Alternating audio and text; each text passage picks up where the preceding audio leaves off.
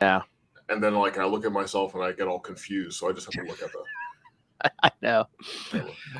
All right, everyone. Welcome back to another episode of the Capes and Lunatics. Me, Phil. Lil should be along shortly, but we have another guest, another special guest, the Mr. Bryan Edward Hill. You probably know him from anywhere like TV, TV, comics, span rates at all. So welcome, like I said, welcome back, sir. It's been quite a few years since we chatted, but Well, I'm happy to be here.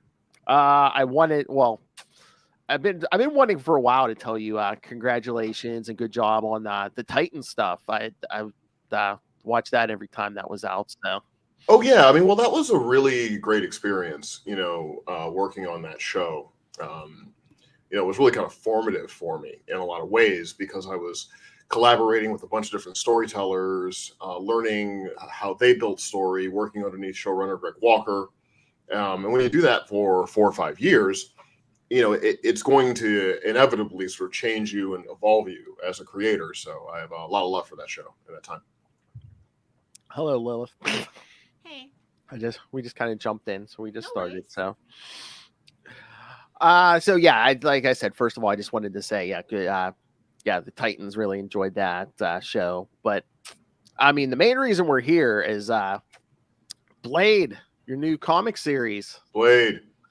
Everyone knows, which I'm just like, this character is so cool, but I'm like looking at the cover, I'm like, legacy numbering 29. I'm like, Blade's only had like 28 issues of his own book, like before this. I'm like, how is that possible? Yeah, I think so. I mean, I think I Outside haven't of been like Midnight Suns and stuff like that, Yeah, yeah. oh yeah. right. He show up in like, what is it, Tomb of Dracula or whatever when he Yeah, first he appeared. he So shows up, but he's very rarely had his own ongoing, unfortunately.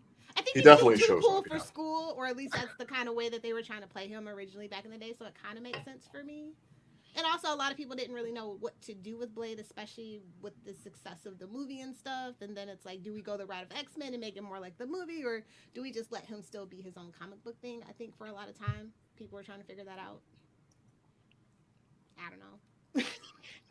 Just theories, headcanons. good theories. I know you didn't give him the didn't he have like the green glasses when he first appeared? Or that's UV protection, my friend. UV protection. oh yeah. So I don't know. I know I can't come out and say this, but I'd be like, oh, spoil this for us. But Hmm.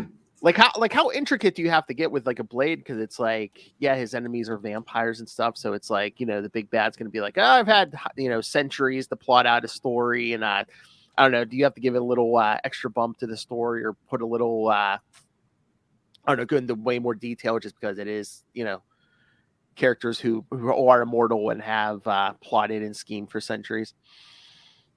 Because of the age of the character, the Yeah, length. yeah. Well, no, I mean not really. I mean, look, the task of building a story world is about making something feel real and visceral and authentic to you, the creator, right? Hmm. So what gives me the delightful butterflies of knowing I'm diving into a thing, isn't necessarily thinking about those sort of things. I think about more of who is the character, what does he want, what's standing in their way, all this kind of David Mamet kind of classic Aristotelian Greek story questions, right? And that's the guiding force of building any kind of story. I mean, I haven't been alive for millennia. I mean, I can circumspect what that might be like. I can point to or draw out aspects of my own life and try to find some kind of kinship there. But ultimately, I have to build the story and the character kind of around things that feel authentic to me and my experience. And so this character who is, I mean, he's like, he's half man, he's half vampire, he's caught between worlds, right? He's fighting a war externally that matches the war he's fighting internally, right? And that's kind of what we all are doing in one way or another. And so that is the first point of identification, is that, right? When you have that clear conflict within a character, then the nature of the kind of story that I want to tell becomes apparent very quickly. It's very fast distillation of of ideas into something that feels like it's going to take form and take shape. And that's what I wanted to explore in this series, is that internal battle of identity. That internal battle with the shadow self, and how does that manifest against a villain that represents in totality shadow, that represents in totality evil, right? That understands an aspect of who you are better than you understand it yourself, and that's a unique form of terror, really, to sort of build from, right? And so those were the things that came to me very quickly when I started talking to Marvel about doing something with Blade. And I felt like I had a story that would work and would hopefully entertain audiences, and that was also kind of worth my time and energy to bring to the page.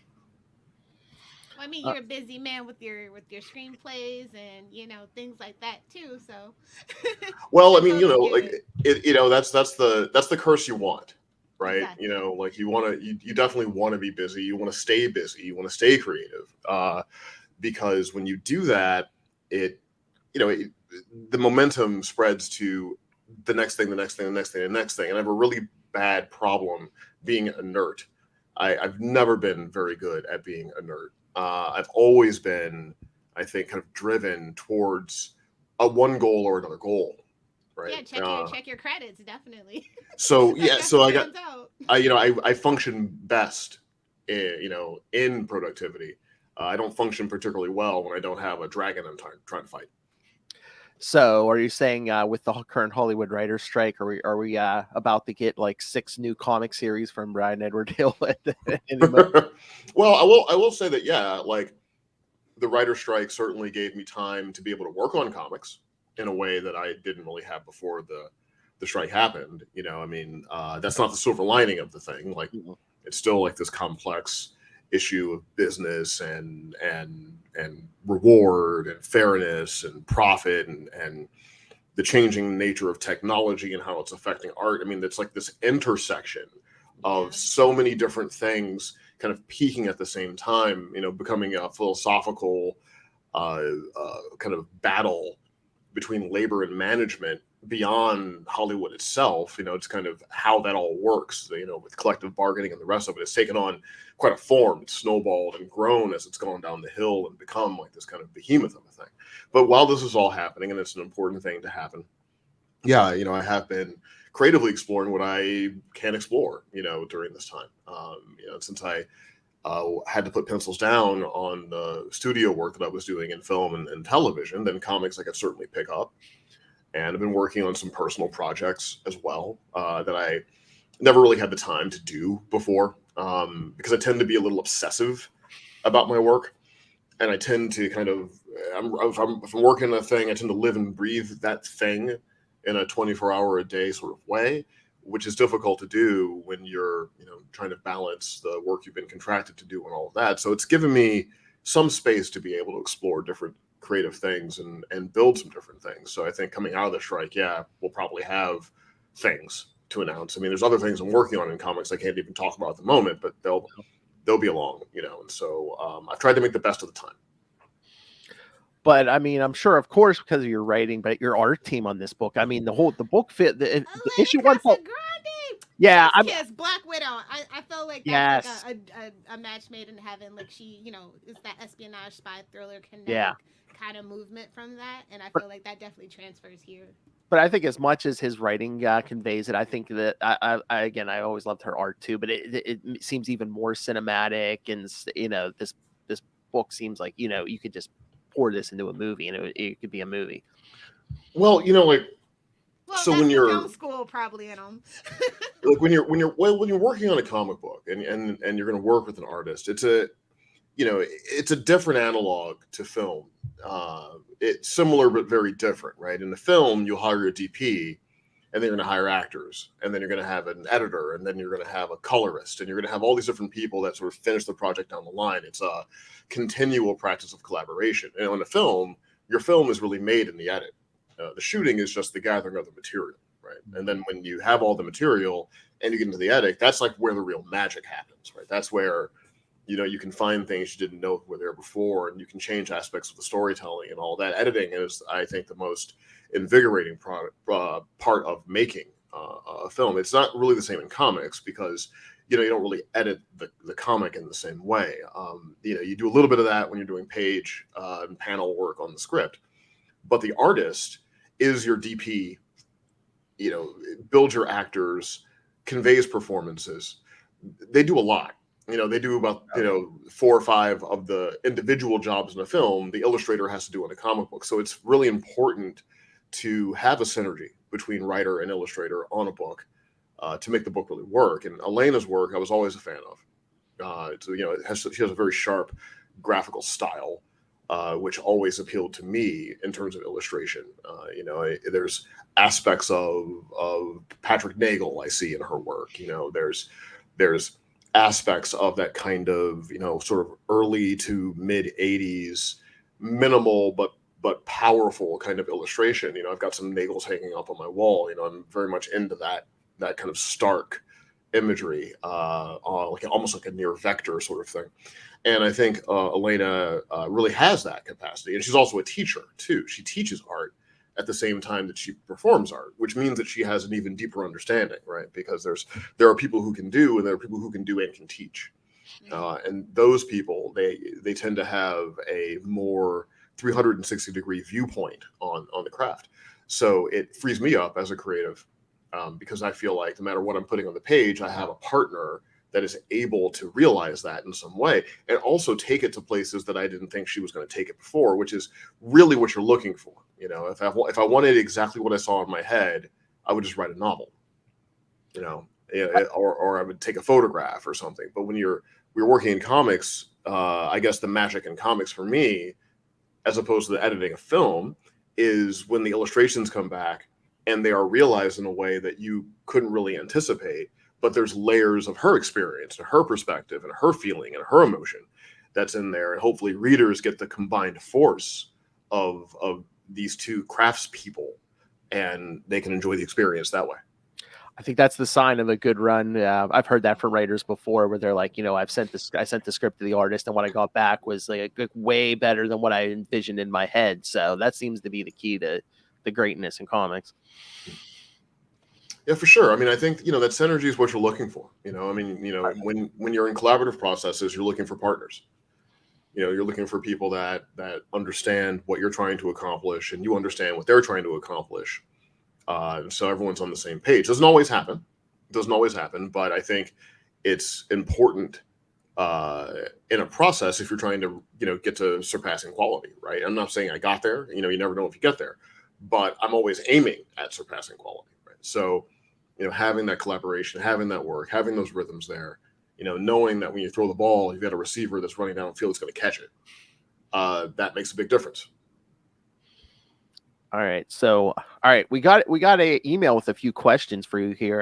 Sure. I'm intrigued by some of this. All right. By Ken Hazlitt. Wanted to know. All right. First question. Blade issue 1 is a blast. What character, story, and tone inspirations were in the mix, and what was in your playlist for writing it? Well, so when you think about Blade, think about vampires, right? I mean, vampires have a different emotional meaning for kind of all of us. You go back to like the roots of Bram Stoker, for instance. There's a reading of Dracula that's all about, the fears of immigration. It's all about the fears of the outsider that's going to come in with, this extraordinary kind of obscure and primal, culturally primal sexual prowess that's going to come and ravage our fair society, right? There's a lot of that, kind of within, some of the ancient vampire lore. You can read Nosferatu. Not actually, we'd watch the film. I mean, the F.W. Murnau film, the silent film.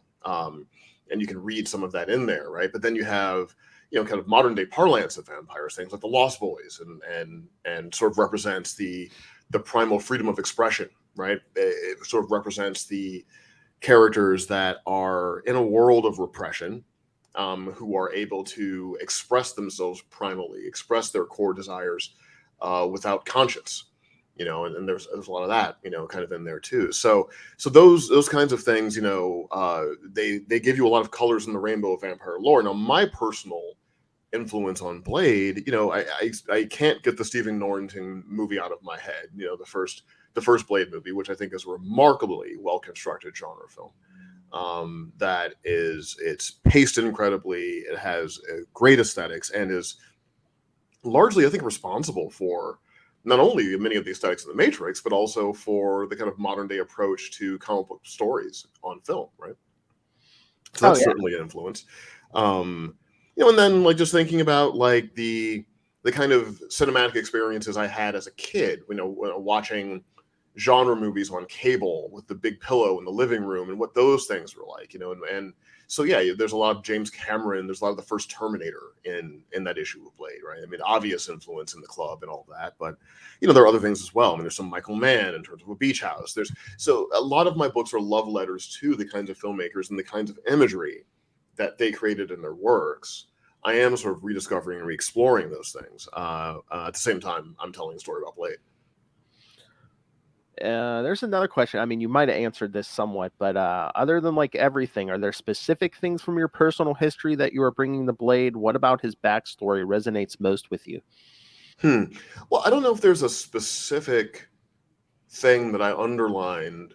You know, I'm going to port myself in this way into the character, and you know, I don't think that, but I mean, for most of my life, I kind of always have felt a bit like a renegade. You know, a hopefully semi-righteous renegade in my own way. So that part of the character I identify with and wanted to vehicle, you know, and I thought it was important for Blade to be protecting as well as destroying in some way, you know, even though there's a twist on that, some of those thematics still carry on as the story goes. Now, it's not that I'm a protector, but I certainly am interested in, you know, the protection of the innocent against nefarious forces, you know, that, you know, the kind of the injustice of those things. And I think we love superheroes, at least I love superheroes, because they are the firewall against those injustices. You know, they do protect us, right? And so that's all kind of in there as well. But anything else is what's going to happen whenever you're going to access your subconscious mind, which is the art of creating, right? That's the discipline of creativity. So I think someone who may know me really well could probably answer that question better than I could, because they would be able to look at the work and recognize where I show up here, where I show up there, where I show up here. For me, you know, for my experience, it's really just kind of putting things down until they feel right. And when they feel right, you know, I move forward to the next thing until it feels right, you know. And so I'll let other people who are familiar with me kind of tell the world what is me and what is not, because I'm not even sure. Oh, all right. The unsung heroes here. What editors are you working with at Marvel on Blade? Is this a new collab or have you worked with them before? What is your advice to comic writers on working with editors? Well, I'm working with Will Moss and Michelle Marchiso over, you know, at Marvel, and Will I've worked with before on my previous kind of Marvel stuff, and liked him very much. And he was a big part of why I wanted to do Blade, because he reached out, and I tend to work with the same people over and over and over again.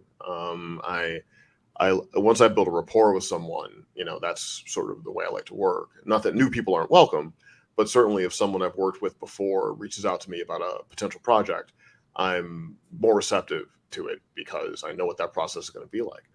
And then the second half of the question was advice to writers for working with editors and all Yes. that. Yeah. Well, you know, I mean, every editor is different, right? But I think the first thing to keep in mind is that editorial notes aren't personal attacks, and they're not even judgments against the quality of your work, right? Many times a note will come in and you might not know the reason why you're getting the note, but it might be like another project's doing a thing or something else is happening, you know.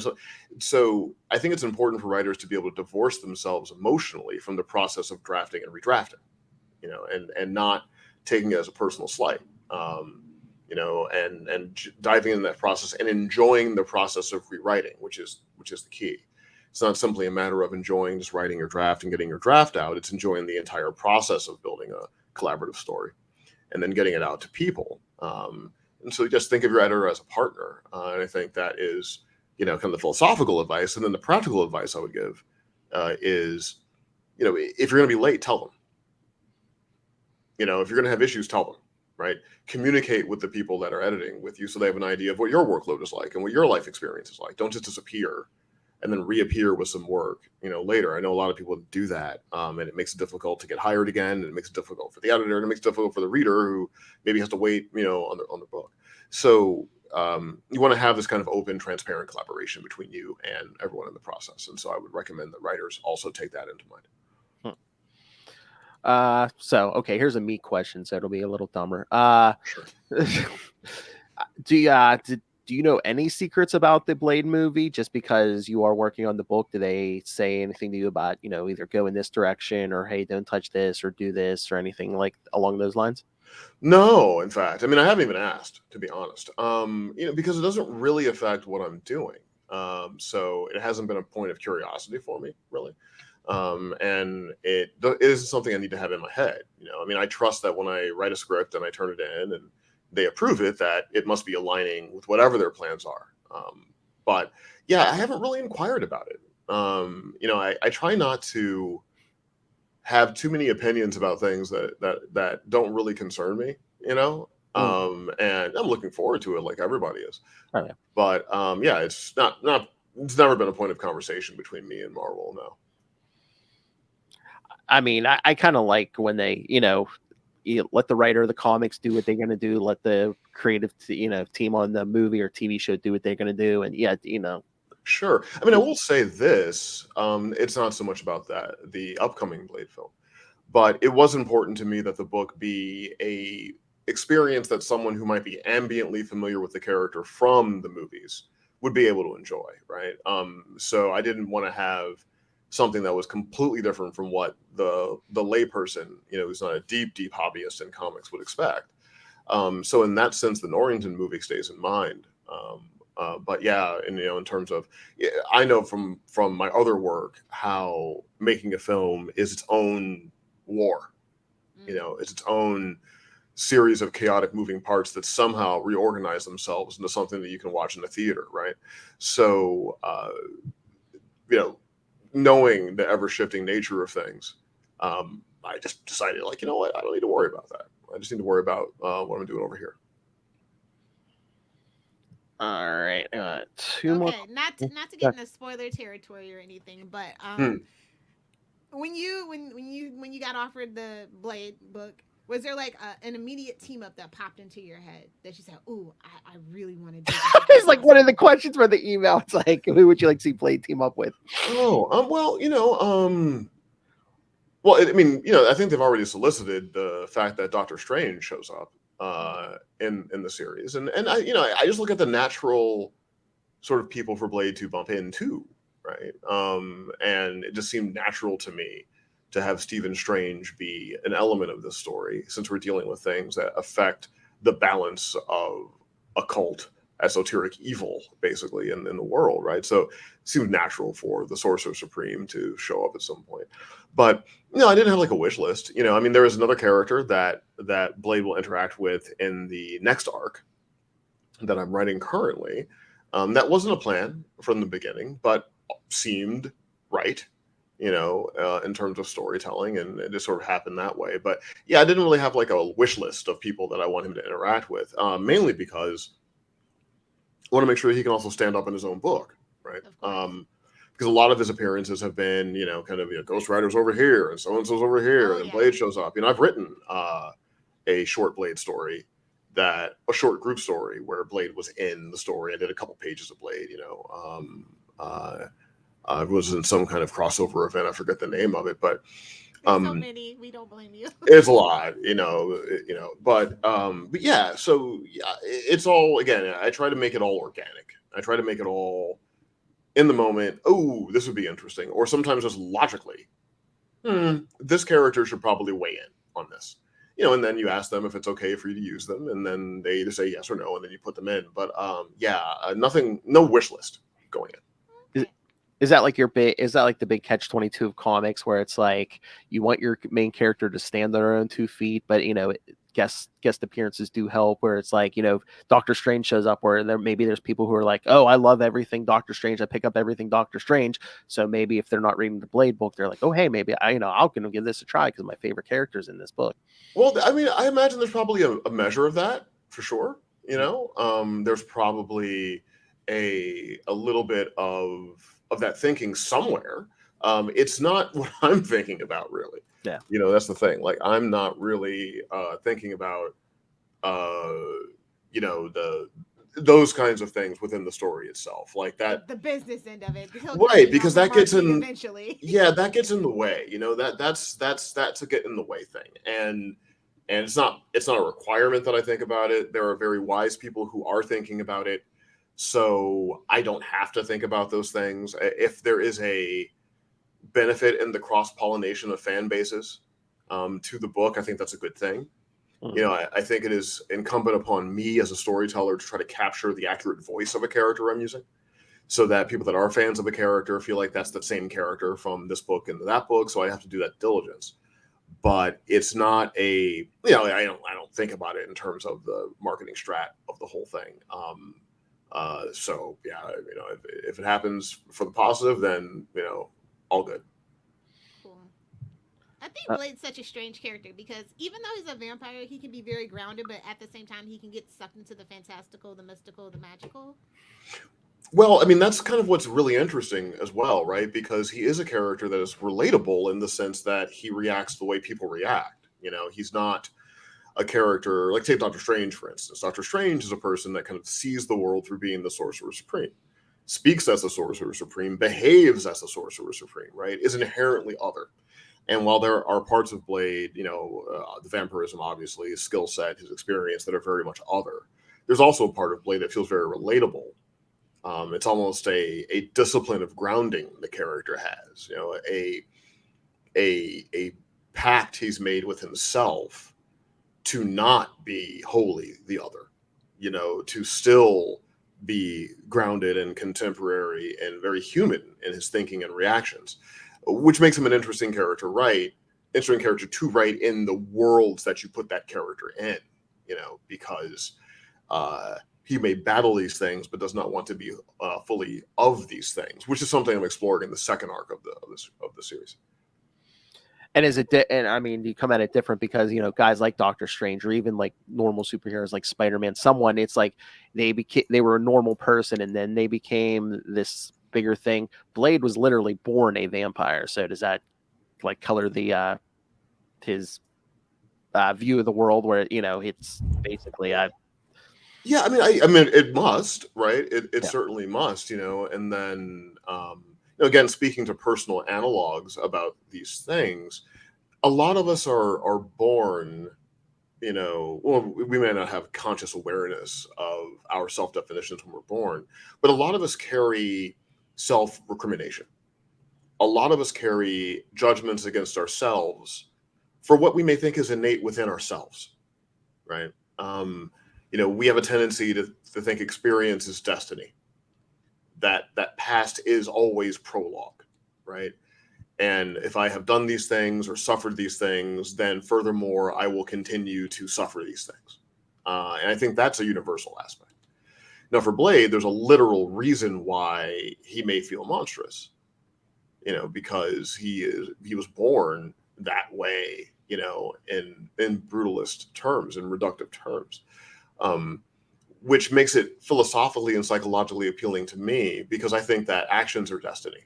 I think that action is identity.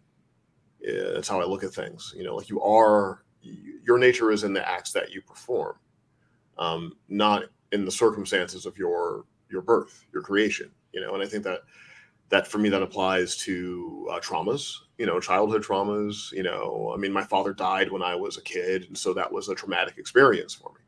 But I had to choose to not define myself via that trauma, right? And to kind of grow past that while recognizing the existence of it and not repressing the existence of difficult years, to not carry my difficult years into my present and into my future. And so those things, those character things, those philosophical things, Those are interesting for me to explore within the framework of a genre story.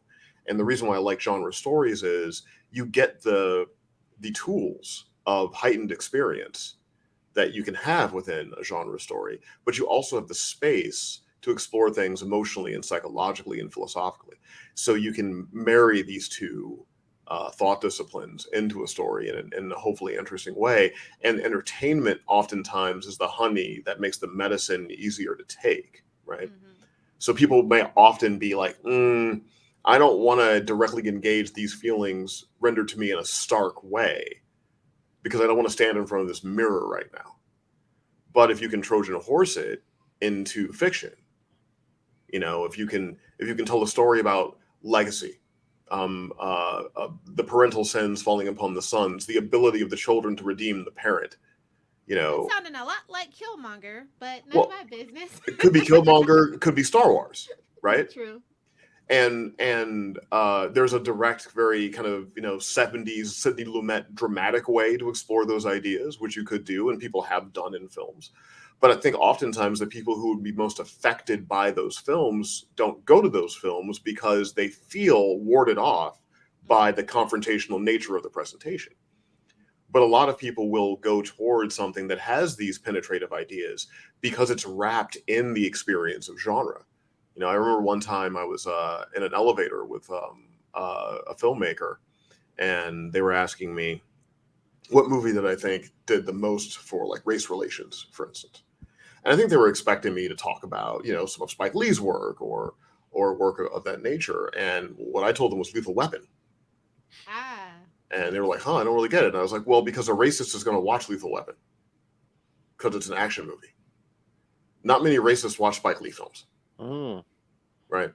So there's a choir preaching aspect to the work. And it's great work. I'm not just besmirching the work, at all, the brilliance of those kinds of works. But I think it would be very difficult to get an anti-Semite to watch Schindler's List. But you might be able to directly approach and strip away and dissolve prejudice in the veneer of genre. Right. And so that's kind of how I like to approach things too. So it's not just the story, presentation counts for a lot too. Okay. Sure. I mean, there's nothing inherently wrong with confrontational storytelling, for sure. I mean, I enjoy it myself, but I think that sometimes we need a gentle hand, handing us this reflection, this introspection, as opposed to a stark kind of reflective experience that tells you from the beginning, I'm going to make you face these things about yourself. Wow. Can we stop and reminisce really quick? I just want to shout out all your work at Top Cow, and I just have to know that if Mark and Matt are still friends, like it would like devastate me if you weren't. No, of course. I mean, look, Matt Hawkins was one of the first people that gave me a breath of life in comics, right? I mean, when I first wanted to write comic books, this is years ago, even before Postal and all that stuff. I couldn't get comics to throw a rock at me. I literally had editors at the time, and I don't think they're no longer there. I'm not grieving them because I had editors at the time tell me I would never work for Marvel and DC, that it would never happen. Telling me never is a very dangerous thing because it's almost going to ensure that I'm going to make it happen. Like the fastest way to get me to do something is tell me I can't do it. Like that's motivating for me. Almost more motivating than people believing in me in a strange way. But Matt did believe in me, and he ushered me into writing comic books on a regular basis, having a book coming out every month, and that's really why I became known to people, because it's not simply the act of getting published one time. Well, it is consistently. Did a lot. Went on to do so much. It's consistency. It's consistently putting work, right? Like it's having a continual flow of work, which helps you build an audience and also helps you refine your craft. So Mark and Matt are good friends, and I was just talking to Matt the other day about maybe doing something else over there and figuring it all out. So for sure.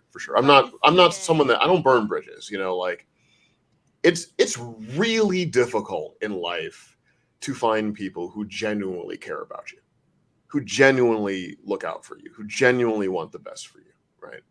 it's not an easy thing, especially in entertainment. And when I find people, or I'm lucky enough, graced enough to cross paths with people who are supportive in that way, who do care about, you know, your future and your aspirations and all of that, and give you opportunities, I never forget that, you know. And I try to do the same thing in my own way with whatever platform I have to kind of hand it down the line, right? And so when I do encounter somebody like that, people like that, you know, I do maintain those relationships, because you do not want to live a life cycling from new relationship to new relationship to new relationship to new relationship, you know, especially if you're trying to build a career in collaboration, because all that constant restarting is going to leave a trail of resentment behind you. And it means you're always going to be starting at square one, right? And you have to build that rapport again. You know, you have to go through those moments again. So, you know, same thing with the Titans people. You know, I'm still very good friends with them. I'm still very good friends with Greg Walker, the showrunner there. Mark Verheiden, the showrunner of Ash vs. Evil Dead. I'm still very good friends with him.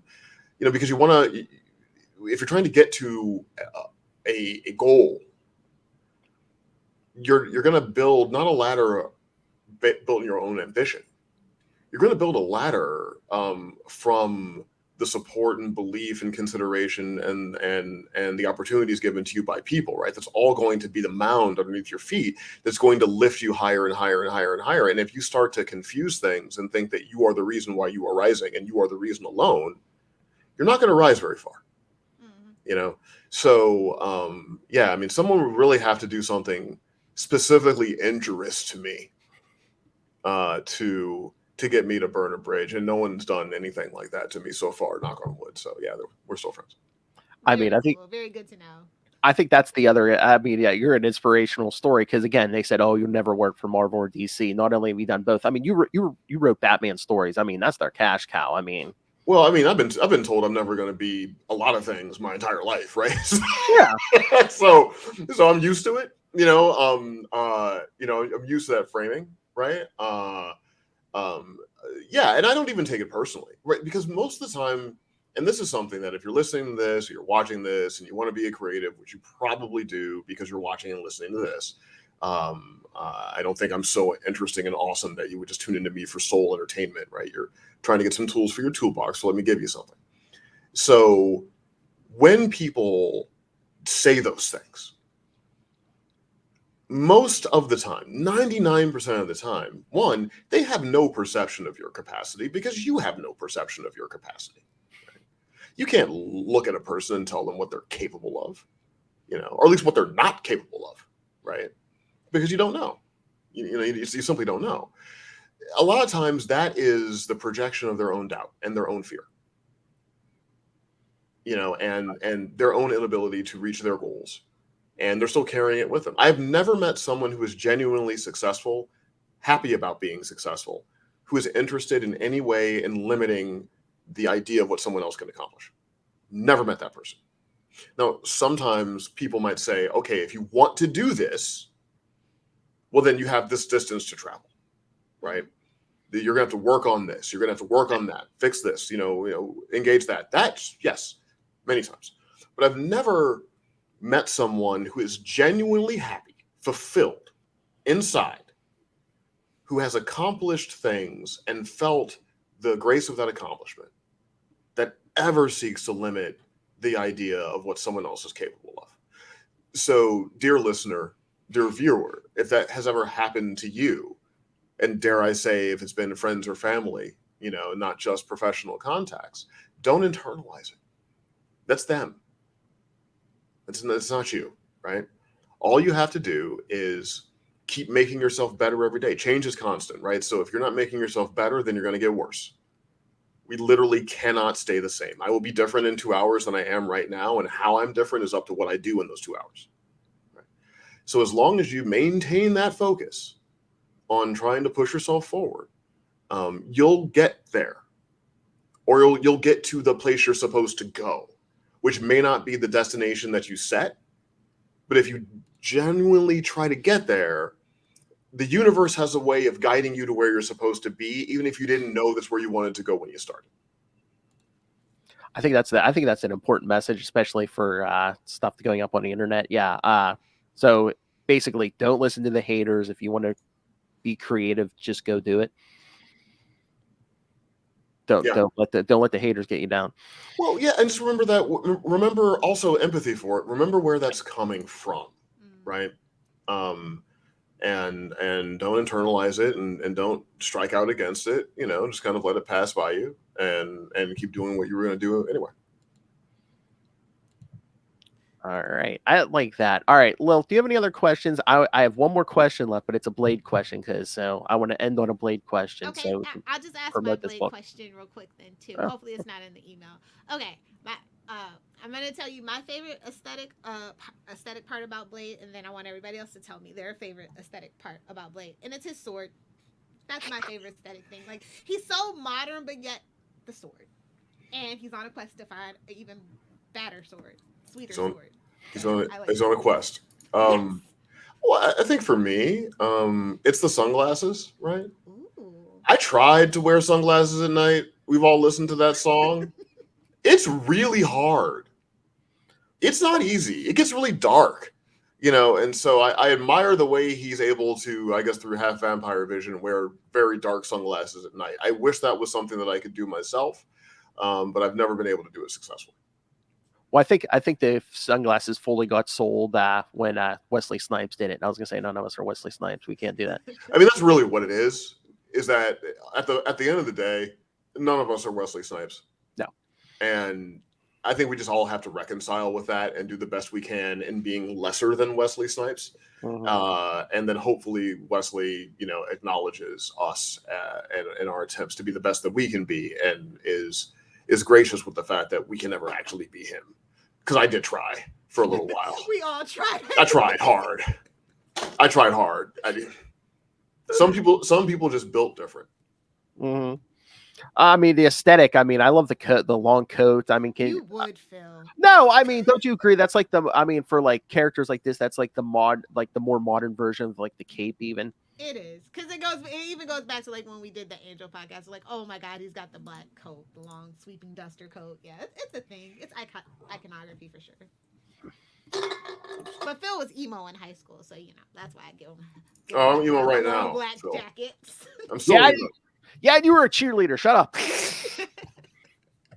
I'm emo. I'm gonna listen to The Cure when this is done. So nice. I'm still emo. Never got past it. It's not a phase. It's never a phase. Never got past it. She breaks my heart every day. I don't know why she treats me like that. The lady comics. She breaks my heart every day. If she could just see what I was inside. All right. I don't want to put you on the spot, but yes, the final question. Yeah. All right. So, all right. If they gave you a Midnight Suns book, a team book, and Blade was on it, who would you want on the Midnight Suns team with Blade? Oh, well, I mean, I'd probably have to borrow Ghost Rider from my friend Ben Percy. Yeah. First, I mean, you want to talk about aesthetics? You want to talk about a character and their aesthetics? I mean, Ghost Rider is like the perfect storm for any 13-year-old, right? It's like chains, jeans, flaming skull, leather, motorcycle, skull, fire, right? And his superpower is he can just look at you and you feel bad. What 13-year-old doesn't want that power? To just look at someone and they feel bad, right? I think Ghost Rider might in many ways be the perfect comic book character. So definitely Ghost Rider. And then, I think we need a lady on there somewhere. I'm not really sure. Who? How about Clea? Clea's, it's Doctor Strange's wife. I was going to say, yeah, could be. Our buddy Ray's favorite, Elsa Bloodstone. Oh, could be. But I think that's kind of what you need. You need that energy on the team. Otherwise, I think Ghost Rider and Blade, it would just turn into a snark fest. Yeah, some terrible cheap pizza of macho testosterone that would get really irritating real quick. It'd be like two guys that dated the same girl that wind up sitting next to each other on a bus ride, and no one wants to read that. And she's like dating somebody else in the front of the bus, and they're just in the back mad at each other. I was gonna say you go Man Thing, a Werewolf by Night, Morbius. Sure. No Morbius. No more. Oh, He would break his back in like the third issue. Yeah, I think it would have to be a That's female oil and character of vinegar. some sort. I think. Yeah, I think I would definitely want to take it there and find balance out that meal. or I mean, maybe a Bryan Edward Hill original character. Could be. Get Could your be. I mean, shovels. there might be a Bryan Edward Hill original female character in issue 2. In fact, Oh, there might be. There might be. I like that Well, too. I mean, I was already gonna read it. It's already on the cool list. We're starting with everyone else, love. Come on. There might be. It's funny. I was joking with Nelson Blake II. He's a comic book artist, and I've worked with him before in a book called Romulus, and we've done some things too, about Miles Morales thing too from Marvel. And I was saying if they were going to make a book, if someone were to write one of those like Barnes and Noble, I'm dating myself even saying Barnes and Noble, like Amazon books about the work of a person, you could say like Righteous Women with Guns, the work of Bryan Hill, right? Like that is it's probably the most accurate way to describe what I am. I'm a dude that writes righteous women with guns. And if you read something and a righteous woman with a gun hasn't shown up, just stay there. Just stay there. She's coming. She just woke up late. So I've got some stuff for you. I mean, there's worse things to be associated with. There really are, and I blame James Cameron. It's all his fault. Yes. And Ridley Scott. And blame James Cameron. Blame Ridley Scott. Blame Catherine Bigelow. They are all responsible for the mess of a thing that I am. And so take it up with those people. So I'm gonna send a fruit basket to those people for Christmas, Phil. Put them on the list. Yeah, I'm just the creature. I'm not the doctor. Take it out on the doctor. So is that a secret? You take the mess that you are and you spin it into creative ways, and that is appealing to people. Oh, that's the journey of being an artist. Recently, I'll just say that I had a very difficult experience, like a personal experience, very difficult for me. And I had to write a story about it because I just had too much of it inside me, And so I think that's what we do as artists. I mentor some students now and again, and I tell them that as an artist, you don't have the luxury to not use what you feel. And so when someone asks me, well, how do you deal with writer's block? I'm like, I write a story about writer's block. I write a story about wanting to do a thing and can't figure out how to do it. It might not be about writing. It might be about kung fu, but that's really about writer's block, right? She broke your heart, pick up the guitar, write the blues. Someone close to you passed away and you're grieving, write a story about grief. If you're angered about an injustice you've suffered, luckily I have not suffered many injustices. That's not something that I feel often. Anger is generally not something I feel often. But if you are angry, write a story about anger. Maybe it makes it more difficult to write Barbie when you're mad. So don't write Barbie. Write John Wick and then write Barbie. After John Wick kind of, catharsized, turning that noun into a verb, it out of you. But as an artist, you never have the luxury to just simply feel. You got to use those feelings. Tarantino says it a lot. There was a Charlie Rose interview I watched with Quentin Tarantino. I watch his interviews more than I watch his films, honestly. And not that I dislike his movies. It's just that, I just end up watching hours and hours of Quentin talking. And there's a lot of Quentin talking out there, which is great for me, and he's like, whenever I'm working in a thing, right? So whatever I'm going through is going to wind up in that thing, okay? So people will read it who know me and say, hey, Q, I can't believe that you put that in that thing. And well, how can I write about anything else? How can I do anything else? I have to write about the thing. And so, yeah, that's what it is. Whatever you're going through, put it in the art. It's going to make the art more powerful. And it'll help you reconcile what you're going through, too. Oh, yeah. Great life advice from Bryan Edward Hill, guys. I'm not wise. I just have made a lot of mistakes. Relatable content for me. It's I mean, okay. Lilith, this is a good episode. I mean, he's giving positive life advice. He's doing impressions. I mean, I don't know if a guest has ever done anything more, you know? I mean, he's always a great. I do like obscure impressions that like only like like I do like Tarantino and like Ridley Scott and Axel Alonso. Like I do impressions that like I'm like only funny to 0.0000009% of the world. So it's useless, but it entertains me. I do a pretty good Optimus Prime sometimes, but nice. Well, yeah. Now you're talking straight to Phil. Now you're just catering to Phil. You got the voice for it. I mean, come on. Autobots transform and roll out. Destiny does not always call upon us at a time of our choosing. So I do it for kids in the elevator when I see them wearing Transformers t-shirts, and they're quite entertained. Well, yeah, and then sometimes I decide I'm going to be the Joker because when you're good at something, you don't do it for free. Best quote ever, actually. Yeah. Other life advice, yes. I'm an idiot. Like, here's the thing. Like, I am a barely useful idiot to the world, and very, very pleased being that way. Well, at least you get paid for it. Some of us are just fools. I was gonna say some of us are just idiots, and we're just idiots. I mean, well, you gotta weaponize it, right?